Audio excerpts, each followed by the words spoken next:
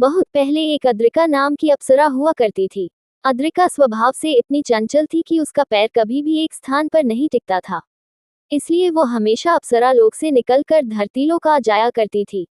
अद्रिका के माता पिता उसे हमेशा समझाते कि वो बार बार धरतीलोक ना जाया करे, वरना किसी दिन को मनुष्यों के कारण भारी संकट में पड़ जाएगी। लेकिन अद्रिका ने कभी अपने माता पिता की बात नहीं सुनी।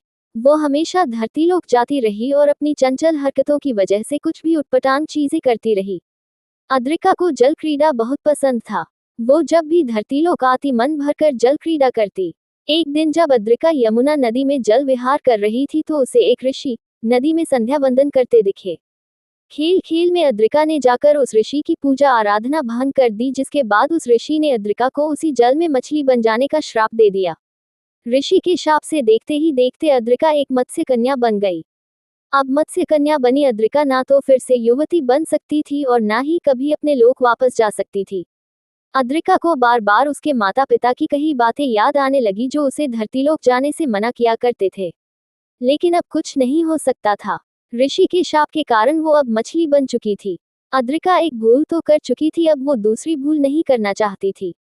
उसने उस नदी से बाहर निकलने के अपने सारे प्रयास छोड़ दिए, क्योंकि मछली बन चुकी अद्रिका अगर जल से निकलती तो वो मर जाती।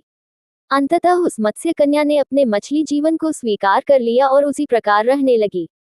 बहुत समय के बाद उस नदी के क्षेत्र पर राजा उरिचर शिकार के लिए आए। उपरिचर एक सिद्धि प्राप्त राजा थे। जब उनकी नजर उस मछली पर पड़ी तो उन्हें उस मछली के शाप से जुड़ी सारी कहानी पता चल गई। राजा उपरिचर को अब उस मछली में अप्सरा अद्रिका दिखाई देने लगी। राजा रोज मछली बन चुकी अप्सरा से मिलने आने लगे और फिर राजा उपरिचर के तेज से एक मत्स्य कन्या और एक मत्स्य बालक का जन्म हुआ। लेकिन दोनों ही भाई बहन मनुष्य रूप में थे। मत्स्य गंधा के पूर्ण युवती होने पर पराशर मुनि की नजर उस पर पड़ी और वो उस पर आसक्त हो गए और उसी से व्यास मुनि का जन्म हुआ, जो बाद में पुराणों और महाभारत के रचयिता बने। मत्स्यगंधा आगे भी हमेशा युवती बनी रही, जो देवी सत्यवती के नाम से जानी गई। बाद में इन्हीं मत्स्यगंधा का विवाह कुरुवंशी महाराज शंतनु से हुआ था।